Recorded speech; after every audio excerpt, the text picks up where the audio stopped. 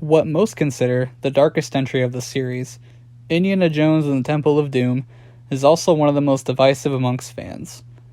Once again, directed by Steven Spielberg, starring Harrison Ford, Kate Capshaw, Ke Huy Quan, and Amrish Puri. Taking place a year before Raiders of the Lost Ark, we follow Indiana Jones, accompanied this time with nightclub singer Willie Scott and a young boy named Short Round. After narrowly escaping Chinese gangsters, they end up in a small village in India where the locals are in desperate need of help after their sacred stone has been taken from them, along with all of their children. They travel then to Pankot Palace and discover that an evil cult has emerged and plans to take over the world using the power of the Shankara stones. At the time, Spielberg was going through a divorce, and it heavily influenced him in making this movie. Besides just telling a different story, the entire film is a complete 180 compared to its predecessor. There are no Nazis this time, we aren't in a desert, but rather in a jungle, in the temples of India. And the artifacts India is searching for aren't based from history. The film gives us an ancient evil cult, and along with it, an over-the-top baddie, Mola Ram.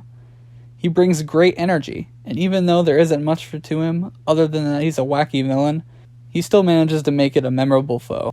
Harrison Ford is once again great as Indy, and this time around, it was interesting to see his character be a bit more ruthless. He's not about preserving the artifacts, or being morally right, but more about fortune and glory.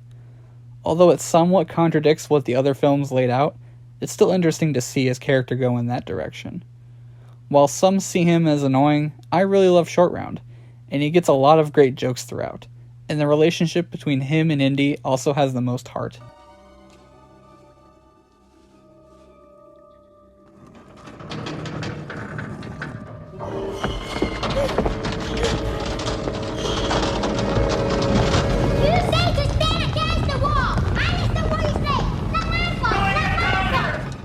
The character that I do find annoying is Willie Scott, and she could be summed up in just a few words: loud, whiny, and basic. The biggest trouble with her is the noise. I believe that Spielberg's frustration with his divorce made him write the most annoying and shallow woman possible, and gave her nothing else to do but scream, complain, and lust for Indiana Jones.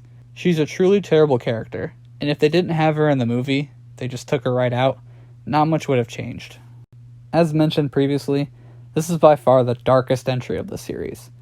There's child slavery, voodoo, sacrifices with hearts being ripped out of people's chests. It's just straight up a horror movie with Indiana Jones in it. In fact, this movie is actually responsible for the creation of the PG-13 rating, because before this movie, there was only a G, PG, and R ratings. And since the film had such dark moments that weren't meant for young children, but teenagers and adults could handle it, they came up with the rating, and thus history was made. Most of the first two acts are pure atmosphere and setup, and the film never really slows down, besides a moment here or there, but because of this, there isn't much development for the characters, but rather, we get gross-out gags and a bit of comedy between the dark elements. Ah, dessert.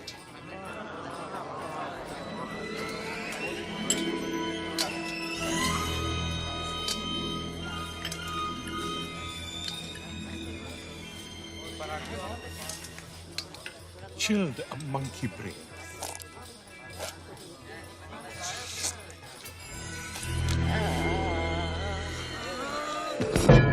I think the comedy can be hit or miss. Sometimes there are kind of really wacky moments like the chilled monkey brains dinner sequence that's crazy but it's memorable, or there's just other gags that fall flat. But one of the ones I do enjoy is there's a moment between Indy and Willie when they're going back and forth about wanting each other and who can last longer without caving in, and I thought it was quite clever. Things really pick up in the final act when Indy gets to face off against the cult, and we get to my favorite part of the film, the action. Just like Raiders, the sound design is great, and the fight choreography is brutal and well done. Another underrated part about this movie is the score. John Williams usually is known for more of his upbeat tones, but this one is more somber and chilling, and you get some also really good pumped up action moments too, and I think it worked really well for the film. I respected Steven Spielberg for taking such a risk with going for a vastly different sequel, in terms of its tone and just about everything else in the movie. It could have been easy just to rehash what he did in Raiders, but I appreciated that he went to go in a different direction with it. I still enjoy Temple of Doom, although it's not one of my favorites of the series. A lot of people consider this the odd child of the Indiana Jones films, but I believe it's better than what some might say about it. Sure, it's a bit thin on story and characters, but there's plenty of style and engaging action that keeps this a good film. My rating is a B.